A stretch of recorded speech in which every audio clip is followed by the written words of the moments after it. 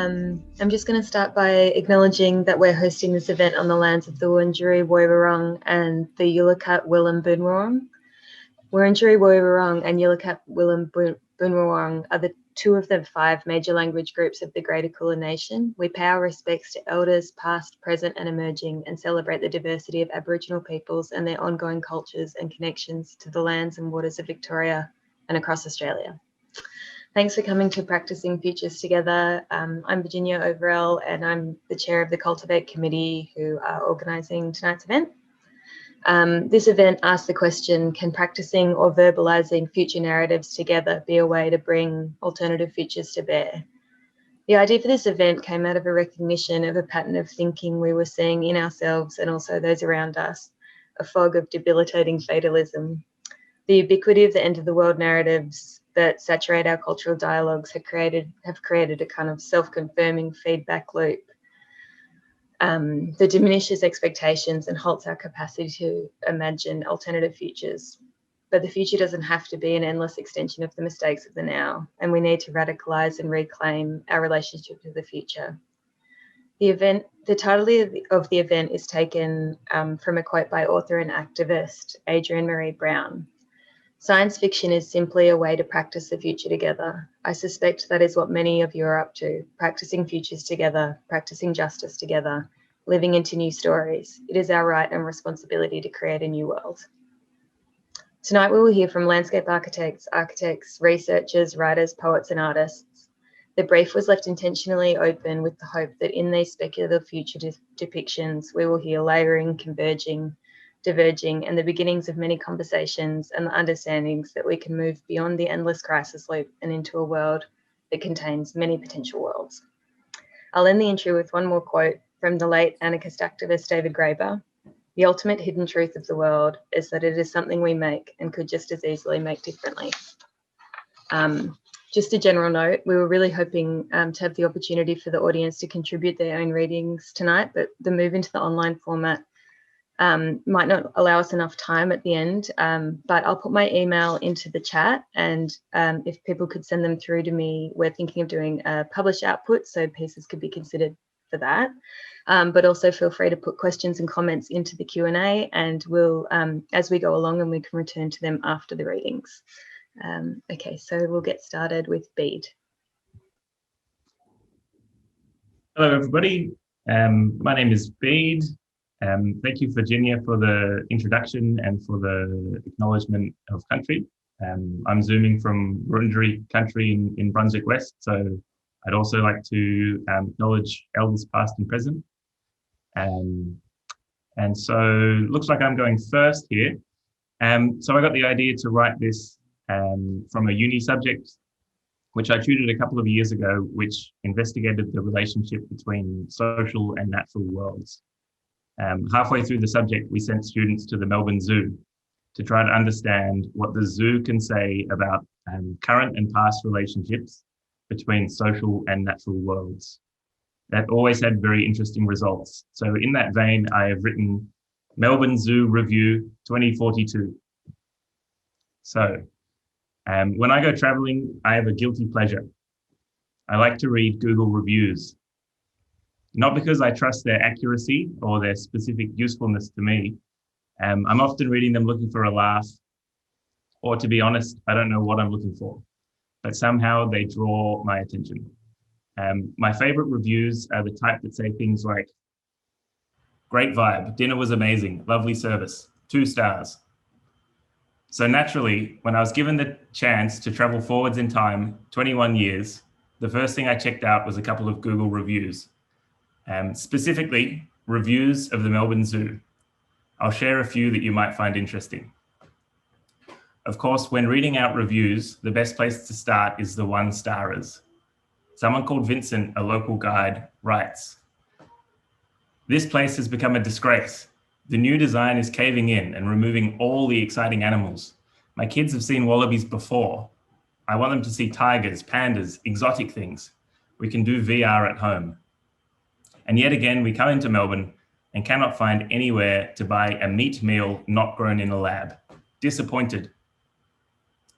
Not surprisingly, Vincent has given the Melbourne Zoo 2042 experience a single star.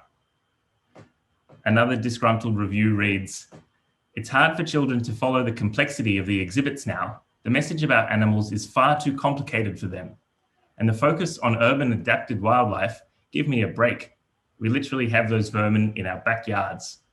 That was by Dexter, who's completed over 5,000 Google reviews, 95% of which give a single star.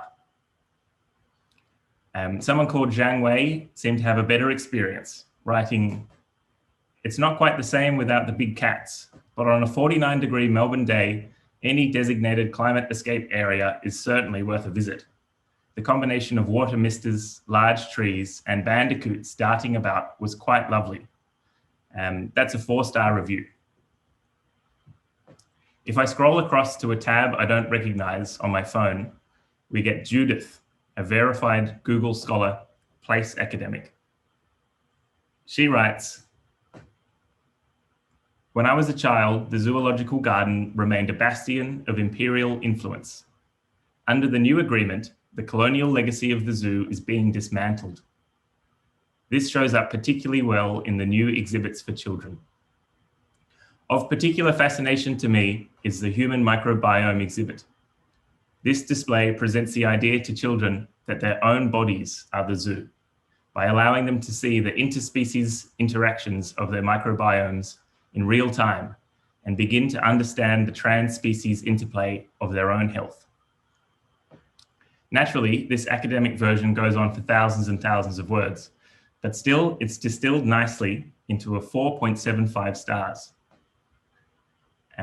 If I head back to the regular Google reviews, Shirley is very taken by the mycology exhibit. "To be able to see and understand the communication between mycelium and tree roots is mind-blowing. And the moonlit eel tour is not to be missed. 5 stars from Shirley." Of course, by 2042, there is literally millions of Google reviews to choose from. But I'll read one last one which stuck with me. Unishara has written, "Like a dozen or so others, I came at dusk with the hope of seeing a thylacine. I love the way the zoo looks after the country plan. For me, the tearing down of the enclosures was a bit of a Berlin Wall moment for the ecologies of Royal Park. In order to try and see the thylacine, we were stationed in the undergrowth. Luckily, this place is rewilding quickly, giving plenty of places to hide. It felt like hours of patiently listening, but eventually we saw the silhouette of the Tasmanian tiger approach. Brief, but truly breathtaking. Yet I can't help but feel sorry for her, living in a world so different from her ancestors, without any parents to learn how to live as a thylacine." Unishara has chosen not to assign a star rating to her review. A government warning appears at the bottom of the page as I consider leaving a review of my own. Your Google review can influence the real world. Please think carefully before you post. That's it. Thanks, Speed. That was great. Okay, so next up is Cameron. Hi everyone, my name is Cameron. I'm a doctoral student in anthropology at Deakin University, where I'm writing a thesis about scientists and divers who are engaging with coral death on the Great Barrier Reef. I'm talking today from the unceded lands of the Wurundjeri Woiwurrung, and part of my talk is set in the coastal territory of the Bindal and Walgurukaba peoples on an island called Yumbenin. So today I'm going to share some highlighted sections from transcripts I came across while doing archival work. They're in the public record, but most of the personally identifiable information has been removed. And what about the hybrids in the 2100 tanks? When will they be outplanted? Well, we need permits before anything can actually go on the reef, and those take time. Until then, we'll just run the CSIM and keep exposing crops to updated climate predictions. And what about the symbionts?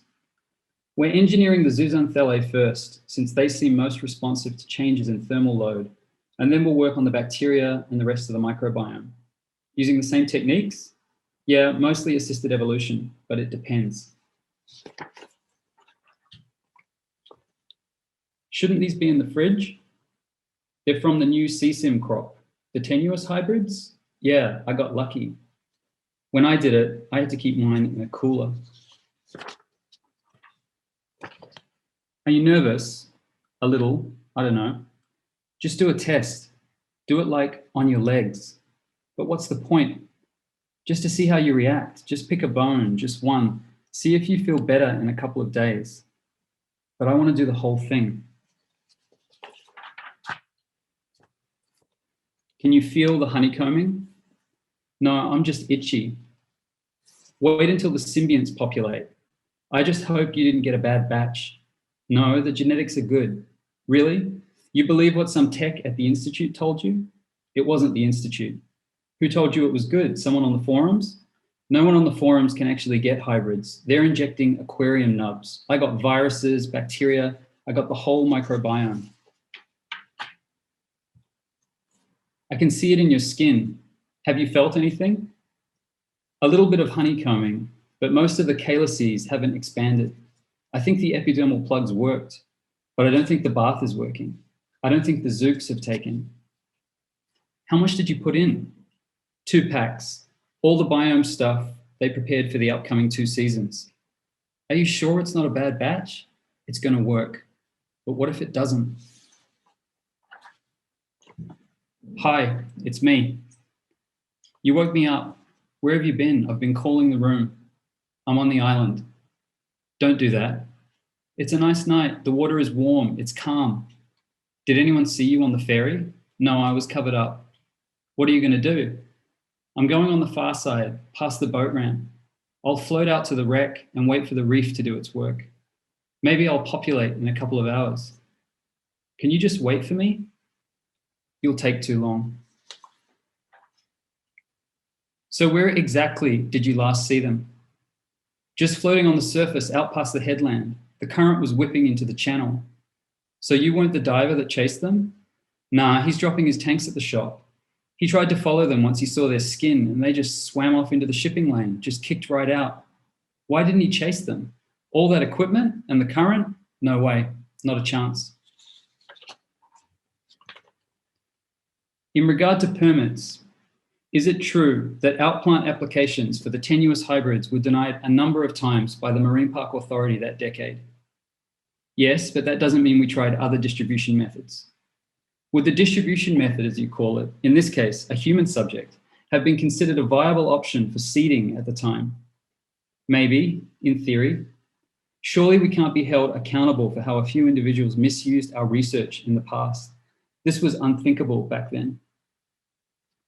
But is it not true that human experimentation with cnidarian species, including the Institute's engineered corals, was widespread among certain communities? Look, this was a small group of individuals doing minor cosmetic and genetic work.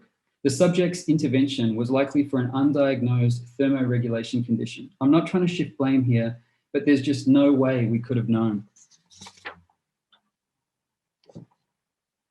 Okay, we're about 10 minutes away from the site, and I need you all to listen to a quick dive briefing. As you can see below, the visibility is pretty clear today.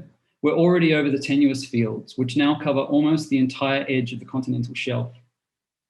Once you've geared up, we'll drop around 13 meters and then make our way in a loop through the fields. But be careful though, as everything does look the same, it is easy to get lost, so stay in regular contact with your buddy. The water is about 34 today, so we'll need cooling suits, and make sure you have someone check there's no exposed skin because we'll be dealing with the recent jellyfish bloom as well. And the real reason why you're all here is to see the bones of the reef cedar. As you probably know, this was the first of 18 human seedings. Now, most of the bones are real, but the skull is a copy. The real one is held at a museum in Sydney.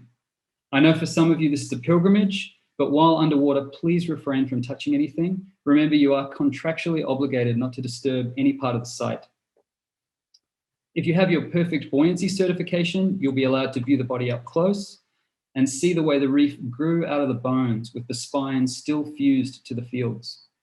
For those of you who are here for spiritual reasons, there is a space to lay down and meditate in front of the bones.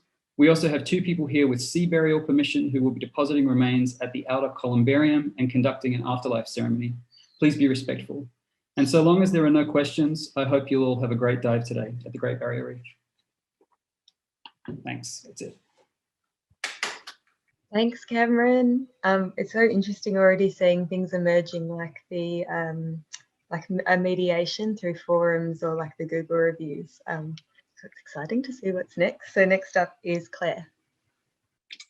Thanks. So my name is Claire Martin, and I'm speaking to you today from the unceded lands of the Wurundjeri Woiwurrung people. I'm a landscape architect and an associate director with Oculus, and I'm also the national president of the Australian Institute of Landscape Architects. So in the age of the Anthropocene, a period when human activity became a geological force on a planetary scale, which continues to adversely impact on the health of our world, including everything and everyone that lives within it. So is it time that we recognize the we in our understanding of ecology? There never really was an us and them, no I, he, she, or there, only we. We are more than human. They have land, we have territories. They draw lines, developing what they never owned. They do not ask us what we want. They think they already knew. They wait for a brief we don't write. They destroy as they build, take more than they need, and extinguish as they grow. They are commoditizers. We are contingent, sharing and shaping each other. They have chronology. We have phonology. Growth, dieback, growth. They individuate. We have communities. They engineer. We pollinate, germinate, fertigate. They denude while we sustain. They make us sick. We make health whole. They stare from above while we sense from below.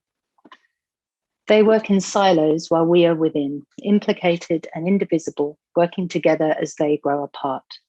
They speed up as their future goes past, so we slow now for them to listen. We have the answers, so now we ask the questions. Demand they draw what they don't already know, reveal what they can no longer see, return what they have taken, and produce more than they can consume, more than they consume. From exploitation to conservation, retain, mitigate, adapt. We share cities, live in their walls, roost in their roofs. We are ephemeral, diurnal, and nocturnal. We ask them to quieten their streets, to hear our sounds, turn down their lights, improve our air, express our water, trap their litter, widen their cracks, mimic our systems, connection, colonization, secession. For there never really was an us and them, no I, he, she, or there, only we. We are more than human. Thanks. Thank you, Claire. That was beautiful.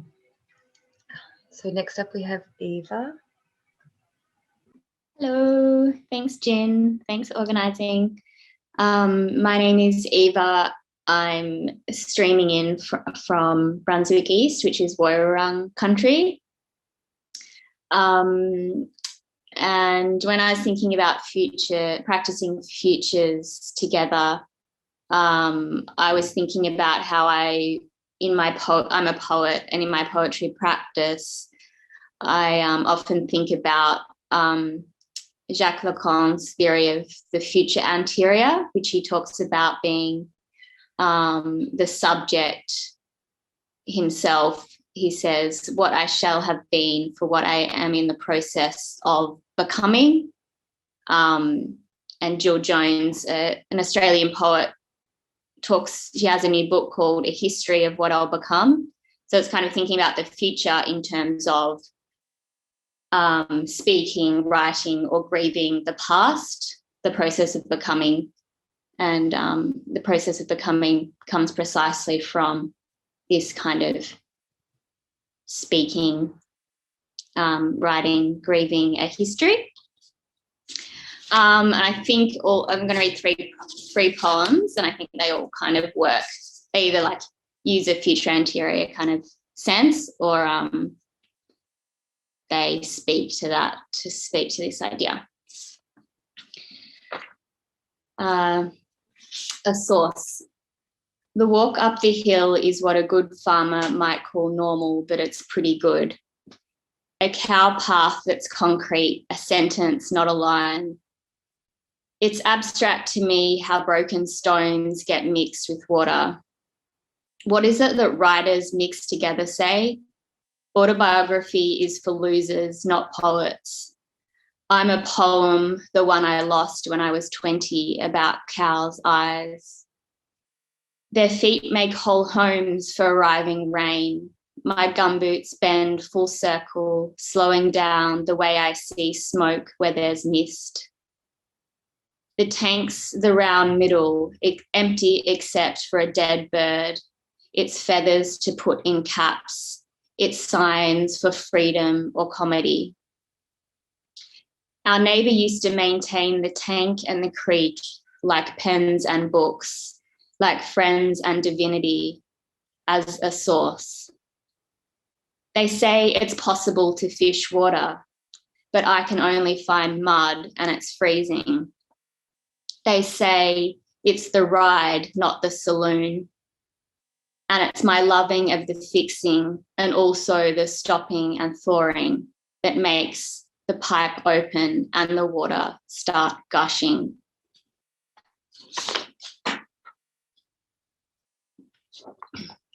Love object. Gingham comes from gang gang, a jar. Stripes in primary colours change each other, square and open, designate what you could be, a man. Ventilation casts stars in the cotton while I sleep. Black and red suit folds into dual realms, home, hotel, kingdom, flagellation, bloody and renting. Washing runs it thinner in meaning. Pinker now, a scarf, gestures, décolletage, attachment style in fashion for the people outside. Tears find it, changing the feel but not the pattern. Red and green doors record the history of what you'll become. Teddy bear skirt in my order of things. Black hole. I've been finding the river that will have been found when I ride along it again, the Microbiome. The river that will have been found on the way to the Barrow, the Microbiome. It leads to Minjalang. On the way to the Barrow, a man reaches down a hole. It leads to Minjalang. He's wearing high vis. A man reaches down a hole, skin in plastic fabric, wearing high vis towards the thing. Skin in plastic fabric held by the ground, he reaches towards the thing he is finding. Held by the ground, he reaches out to me, the thing he is finding, the thing that I am writing. Thanks. Thank you, Eva. Another interesting pairing of Claire's and then yours, and then also this third poet that is the digitized AI version, which is getting all of these strange words in amongst the dictation down below. So it's, yeah, really nice. So up next is Jocelyn. Hi everyone. Not sure if it's working, Virginia. Am I on? Yep, great. Okay. Hi everyone. I'm an architect, landscape architect and urban designer, and the Director City Design at City of Melbourne. I'm a member of the Office of the Victorian Government Architects Victorian Design Review Panel and a National Councillor of the Australian Institute of Architects. I respectfully acknowledge the traditional custodians of the lands on which I live and work, and that's the Bunurong, Bunwarong and Wurundjeri Woiwurrung peoples of the Eastern Kulin Nation, and I pay my respects to their elders past, present and emerging. I'm an optimist, and of course my piece of speculative fiction is set in a future Melbourne. It's close to home, it's where I've grown up and it's where I work, and I'm incredibly passionate about what design can do to transform this city. So, the World Healthcare Congress has kicked off with a bang in Parkville. as a record 10,000 global leaders pledge enhancements to the natural environments of their cities. 10 years on from the economic fallout of COVID-19, it's become apparent that the basis for improving and extending human life and resilience lies in our connection to nature and the quality of our natural environments. Integrating 60,000 years of traditional owner knowledge, customs and practices, Naarm, or Melbourne, has become the epicentre for such an approach. Moving on from the monikers of Australia's cultural capital or the largest biomedical precinct in the world, Naarm has leveraged these assets to become something else, something new, and something that everyone wants to be a part of. I'm accompanied by my child, Max, and dog, Hector. We take in the spectacle of Grattan Walk, which has transformed into a surreal mix of cultural festival, science convention, and stock exchange, the latter heightened by the changing display of pledges on temporary screens. I dropped my child off at summer school. He's remarkably curious and, in a display of maturity beyond my own childhood experiences, has elected to attend summer school. Plus, one of his idols, Greta Thunberg, will be in attendance. We wave him off and head towards the city centre. The tram shudders to a stop, and I'm at the top of a transformed Elizabeth Street. The distinctive song of magpies rises above the hum of traffic at the city's edge. A group of students emerges from an underground bicycle hub, chatting excitedly about aquaculture. A quick visit to the old underground toilets reveals a comprehensive aquatic ecosystem that glistens with native plants, open water, and wildlife. It spans the length of Elizabeth Street, from Queen Vic Market to the Birrarung, or Yarra. The aquifer is the largest of its type in the world. Its name is ancient, a part of the world's oldest living culture, and its rebirth and legacy are celebrated with places to learn, to reflect, to inspire and connect. My walk to the Birrarung passes by in a flash. I've discovered another 5 Wurundjeri words during the course of my walk thanks to a new interactive app. I wait for the Flinders Street bicycle superhighway to come to a halt as the distinctive whir of cycling components passes by.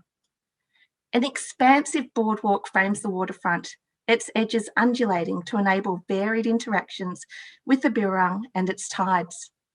Mediating the boardwalk and the Birrarung is an assortment of floating wetlands, introduced a decade ago to help purify the water. A flock of native birds floats by as a group of children embark on their first swimming class for the summer. A toddler squeals with the revelation that a school of fish has just brushed past her leg. A group of cyclists ambles by, taking in the relaxed atmosphere of the water. I recognise a friend, an octogenarian among them, who mentions that they can't wait to see the Yarrow Yarrow. Part art installation and eco-restoration, the reimagined Yarrow Yarrow is heard before it is seen. A curtain of water hangs from the top of Queensbridge, spelling the names of people who have long passed but will never be forgotten, and obscuring the structure of the bridge itself. The words of multiple Indigenous languages, songs and proverbs are broadcast throughout the precinct, for any language that is spoken is one that is not lost. On either side of the Birrarung, creative industries rage in furious collaboration with NGOs, communities, commercial enterprise and research. Rents are partly controlled to enable a resounding diversity of uses and programs which complement educational hubs in Arden, in Parkville and Southbank. Key workers emerge from new neighbourhoods that have been established in the wake of the pandemic. Our teachers, cleaners, support and medical staff are provided with priority access to housing. Some of them are undertaking my journey in reverse, on their way to Parkville to care for, teach and inspire the next generation. Reflective of decades past, the reimagined Yarrow Yarrow is where fresh water meets salt. We are here on our own, but not alone. Around us are the sounds of people in conversation, contemplation, and active recreation. Diverse plantings introduced on either side of the bridge sway with the tides and the breezes, heralding continued change. We wade into the shallows and marvel at this new Melbourne. a city of discovery, play, rejuvenation, and growth. And that's it. Thank you, Jocelyn. Yeah, as I was saying, as a CBD dweller myself, this is a vision for the future that sounds amazing for me. Thank you. Oops. So next we have Ruth, who is presenting on behalf of Lauren. Hi, I'm Ruth. I'm reading for Lauren Barrow tonight. Lauren Barrow is an artist whose practice currently operates on the Larrakia lands in Darwin, Australia. She has forthcoming exhibitions in New York and Melbourne and graduated with an MFA in sculpture at Bart Milton Avery College of the Arts in 2020. Before I start, I'd like to acknowledge that my reading of Lauren's text tonight is taking place on the unceded territory and lands of the Wurundjeri peoples of the Kulin Nations. I'm calling in from Brunswick. I respect their elders, past, present, and future, and recognize the continuity of knowledge and practices that nurture country and community. I extend that respect to all Aboriginal and Torres Strait Islander peoples here today. A plan for a large-scale floor drawing titled Universal Building Supplies. A dab hand to toss the dreck in grooves we now call home. Materials. Glazed bricks, steel and aluminium slivers, scaffold. A freestanding scaffold appears in the center of Union Square in Manhattan on the day of the summer solstice 2021. Location latitude 40.7343957, longitude -73.9924979. It's uncertain how it got there, who erected it, but no one really notices either. Scaffold from scalado, to storm by mounting a wall by ladders. The tall, shimmering frame holds an air of bureaucratic authorization, an invisibility. Around the scaffold, an ethereal, thick emptiness seems to refute the building up predicted by its presence. It describes a wall without being one, or being near one. On the Union Square clock above, blinking red lights march into numbers. Sunlight slides across the scaffold's aluminium crossbars, which disperse stress laterally. Striated X-shaped shadows slowly circumambulate the square, as if the scaffold is a neo-medieval sundial. A careful arrangement of particulate industrial glitter, scrap metal slivers from the manufacture of scaffolding, and fragments of glazed bricks sprawl across a black polished concrete floor, recording two shadow patterns cast by the sun as it hits the scaffold in Union Square at 9 a.m. and 6 p.m. on the 21st of June, 2021. The scale of the drawing extends in social memory to the 18th century when the production of Hudson River bricks began, situated along the banks of the Hudson River in upstate New York, rich with clay deposited in a deep glacial lake at the end of the last ice age. Its scale expands geographically in the sense that bricks were shipped all over the world, are literally in buildings everywhere, including much of downstream New York City. The drawing extends forward to the pattern of shadows cast on a future date, while contracting to the minute scale of the glitter. The floor drawing will take place in April 2021 at the specific geographical location latitude 42.0202817, longitude -73.9141883 at the Hessel Museum of Art in New York. On an imaginary level, the drawing exists in this text. It exists without communicating the drawing's actuality, substance, and simultaneity. To quote Fanny Ho's bewilderment, "There's literally no way to express actions occurring simultaneously. If I, for instance, want to tell you that a man I loved who died said he loved me on a curbstone in the snow, but this occurred in time after he died and before he died and will occur again in the future, I can't say it grammatically.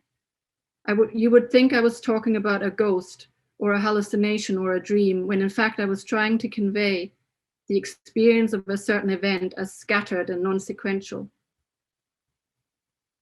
Go to the Universal Builders Supply Office. Through the gates at the end of the car park, it might be useful to give them a call before you go to make sure they're there. Ask for Jack or Brandon. They will show you where in the workshop you can collect metal. Use a dustpan and collect as many of the metal shavings as you can. The long curly strands of metal are less useful for the drawing, so look for the powdery bits. Park at the end of the car park closest to the boat ramp. Walk down to the left end of the beach, where you will find a vast field of brick remnants on the sand. Collect a variety of brick fragments, different shapes and sizes, from small partial bricks to complete ones. It's okay if some have algae. This does really interesting things to the glaze in the kiln, but in general, the cleaner, the better. The bricks are pretty wet from the river, so give them some time to dry. In the summer, it takes a day or so. Thank you. Thanks, Ruth. It's really interesting to think that Lauren chose to write about something happening in April 2021, particularly, I suppose, in America. And the way she was talking, like the term scattered and non-sequential, I suppose, it kind of speaks to how speculative it feels to think about America this year, right now. So thank you. Next up, we have Ricky. Good evening, everyone. So my name's Ricky, and I'm speaking to you from Travancore on the lands of the Wurundjeri people of the Kulin Nation, and I pay my respects to elders past and present. So I'm a landscape architect and a communications manager at Oculus, which is a landscape architecture firm in Melbourne. And I also teach part-time at RMIT University, and I have a background in design and publishing. My story is also set far from here, on the other side of the world. And I was going to tell you what inspired it, but I think actually it's pretty clear, so I'll just get right into it. This is a story about a small European country that pioneered a radical new form of democracy, one where power was taken away from politicians and invested quite literally in the hands of ordinary citizens. The country is Estonia, a former Soviet state that was the first country in the world to embrace electronic voting in 2007. In the late 2020s, Estonia was rocked by a massive corruption scandal and the sacking of its government. The scandal was, in part, enabled by the country's progressive adoption of technology. But rather than reverting to more analog methods of government, the country doubled down on its vision for a truly digitized democracy and abolished entirely the idea of representative government, replacing it with what it called a citizens' e-parliament. It was thought that decentralizing decision-making would eradicate corruption because of the sheer number of people you would have to bribe to sway an outcome. The parliament, which existed only in the virtual world, effectively made every citizen over the age of 18 a member, able to vote for or against a piece of legislation.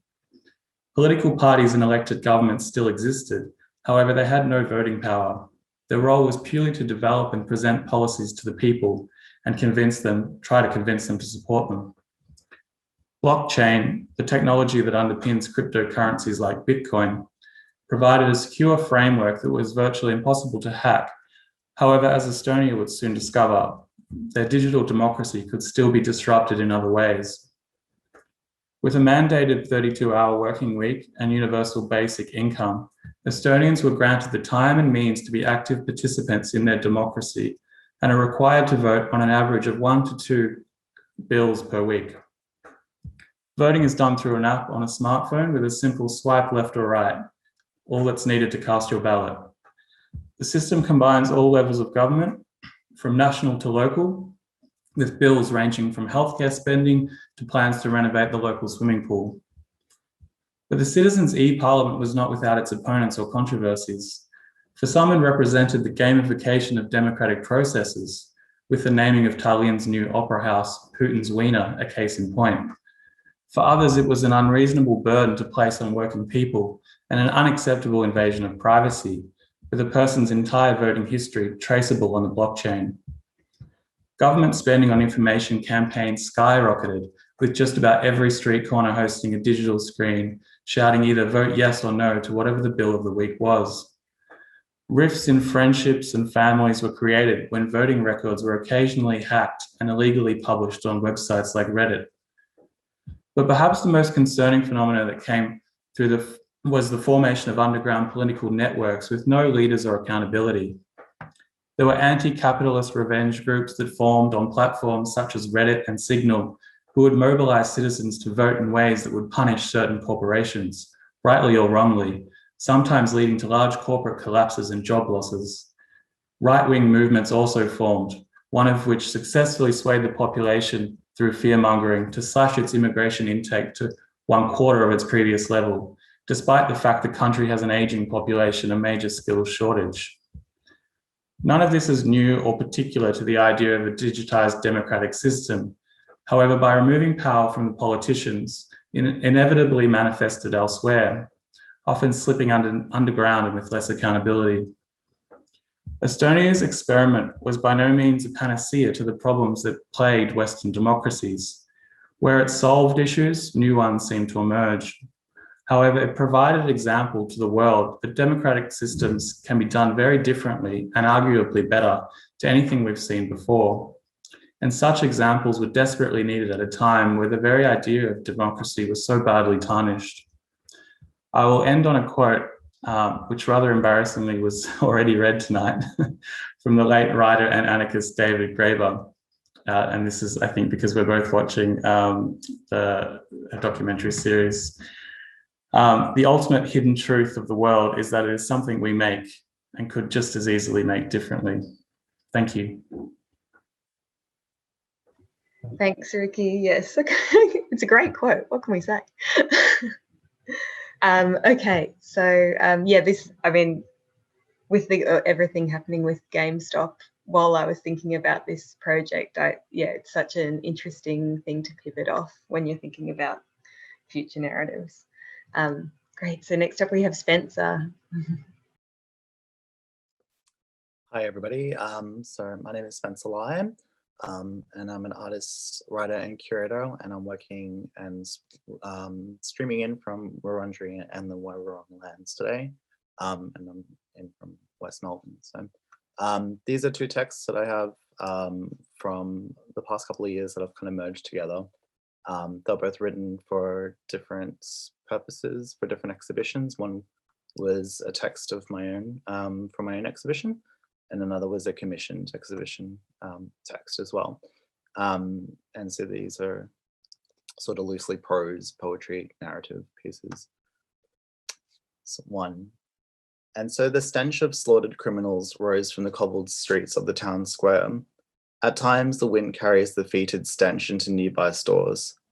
The merchants complain about the odor ruining business, drifting, it seems, and repelling customers. It turns them off, leaving the glass countertops and ceasing financial transactions. The town square is a flat, ground-level opening, which is hedged by tall hexagonal buildings, featuring fabulous living chambers. Over hundreds of years, rising sea levels, due to climate change, geographical disposition, moon phases, etc., much of the town square is encased with barnacles and mollusk husks, which cling to the bases of the buildings. The blood of thousands of criminals seal the marine byproducts to the buildings, marrying the elements in a sanctimonious bond. The hexagonal complexes surrounding the town square garnered much foot traffic and attention, offering an attractable yet affordable, cozy living situation within close proximity to the center of the action and civilization.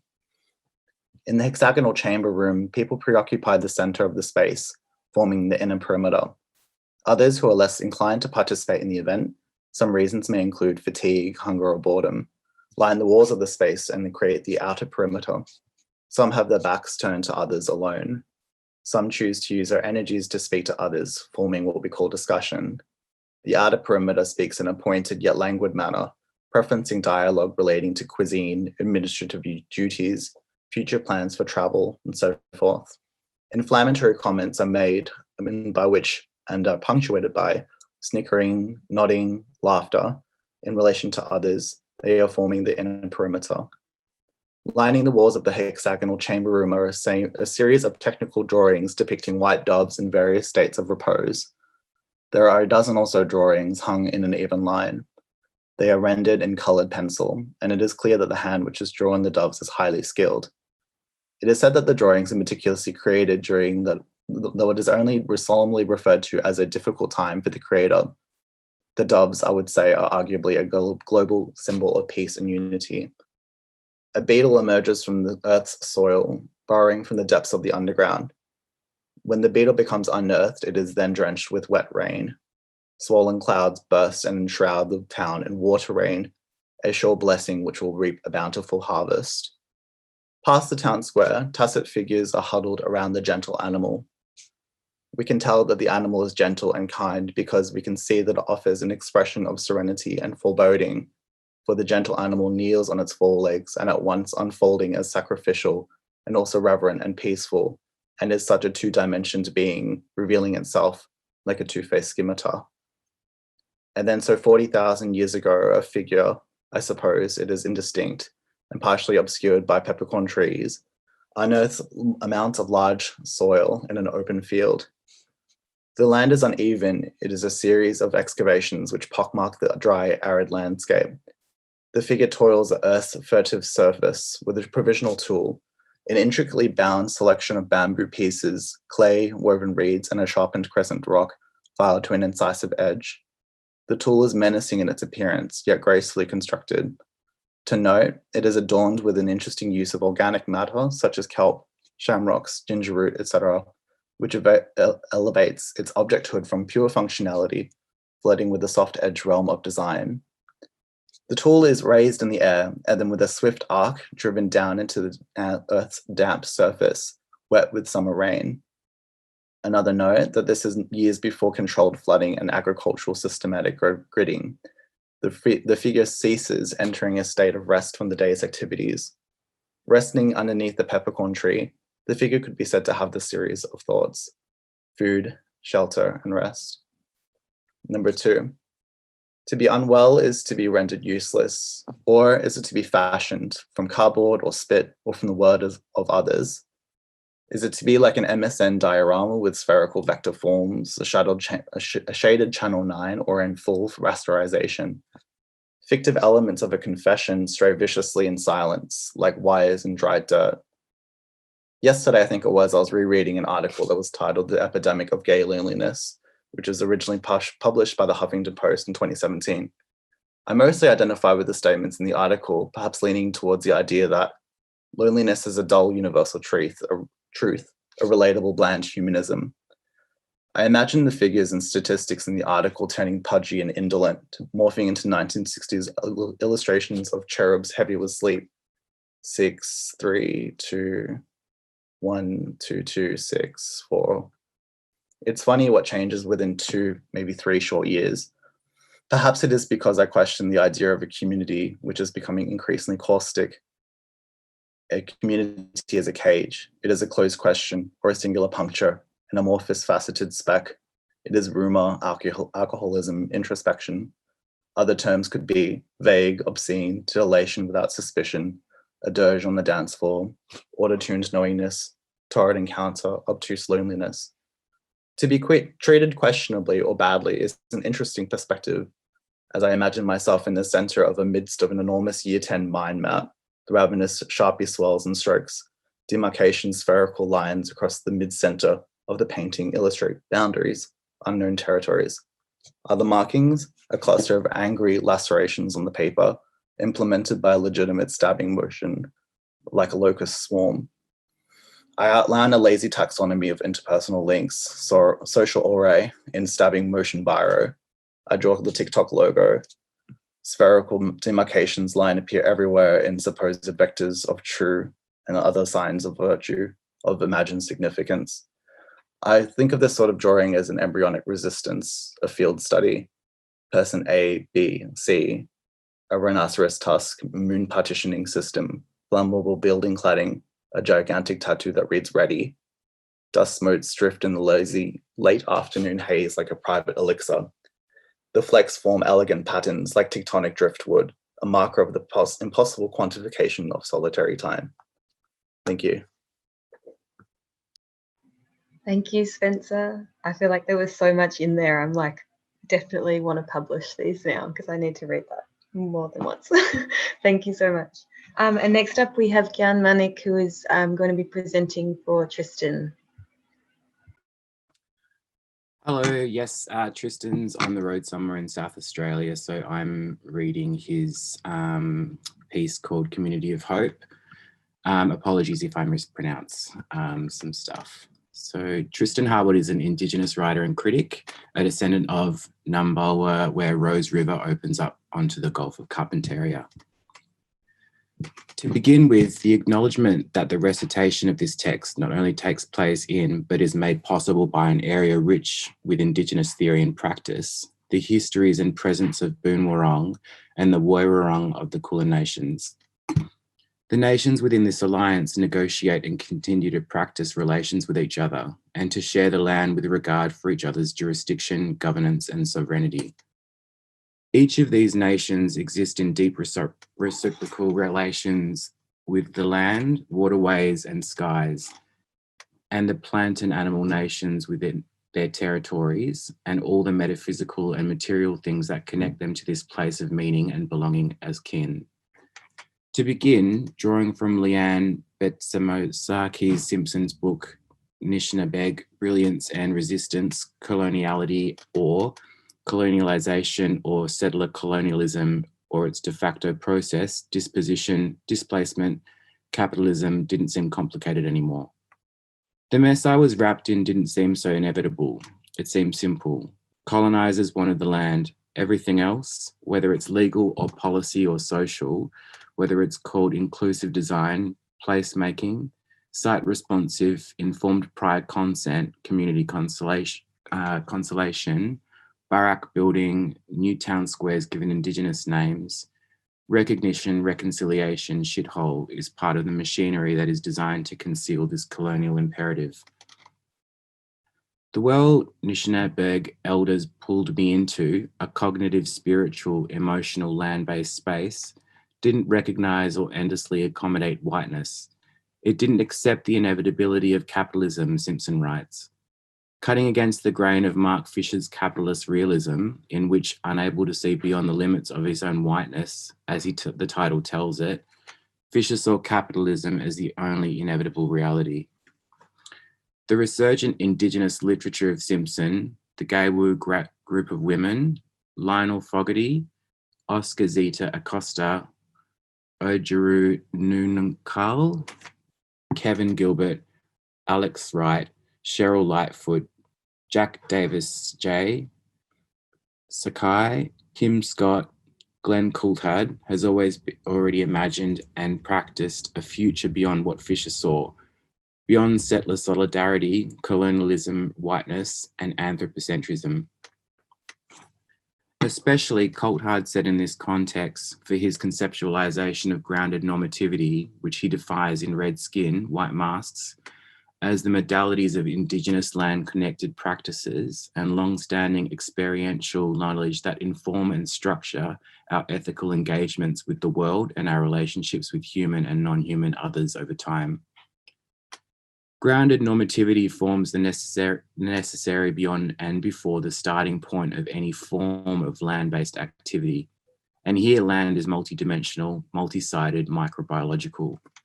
Any notion of reciprocal relations and obligations to and in the future. The vitality of grounding normativity, which is just one way of naming embedded, interconnected Indigenous land-based theory and practice negotiated across complex kinship networks that span the content, is the radical rejection of the politics of recognition. The concept elucidates the antinomies that underscore any state of private spatial intervention that claims or seeks to incorporate Indigenous aesthetics, knowledge, symbolism without being structured by Indigenous governments, ethics, and law. Within the limits of this city, grounded normativity is an insistence that the deployment of toponyms such as Biranga Nam in the terms of the recognition alone, fundamentally fail to take seriously the metaphysics of possession and dispossession that these places' names are bound up in. Such toponyms which name a place that is metaphysically, spiritually, politically, socially, and materially different from Melbourne cannot be reconciled to or recognised within the governing logic, the colonial authority of the settler state. Every space is contaminated with complicated networks, desires, and thwarted desires of countless different cultural and ecological positions of this and that place. The destruction of the Junkan Gorge by Rio Tinto or the sacred Jaburang trees by the Victorian state are not dramatic events, but mundane colonial machinations which find their veiled counterparts in the subterranean development of the Melbourne Metro, the Skyward Queen's Place, or Australia 108. Diremptions of people from their land in a city which is no more settled than mountain ranges of the forest. Thank you. Thank you. Thanks, Kian, for reading that. I really appreciate it. So that's the end of our readings for tonight. We've actually come in 3 minutes under the end time. I am blown away by the contributions from everybody, and I really can't thank you enough for participating. There was such a broad range of different perspectives and different ways of even approaching the idea of what speculative fiction can be. We probably have, I'm not even sure we have time for one question considering how rich the topic is. So I think maybe it might be nice to just leave it as it is and have it be something that we can re-meet in person, hopefully all of us at some point, and discuss in different conversations across different spaces and times. I'm not sure that 3 minutes is enough to really get into anything that was brought up. But thank you so much to everyone, and thank you to Bede, Cameron, Claire, Eva, Jocelyn, Ruth and Lauren, Ricky, Spencer and Gian and Tristan. And thank you to MPavilion, and in particular Jen, Molly and Mac for all your help transitioning to online, and thanks to the rest of the AILA Cultivate Committee, Ella, Emily, Jen and Olivia, and the National Sustainable Living Festival for including us in the program. And thank you to everyone for coming tonight, and look forward to the publication, which now I'm definitely committed to making happen, because I thought those texts were so exciting and I would love to keep working on this. And yeah, thank you.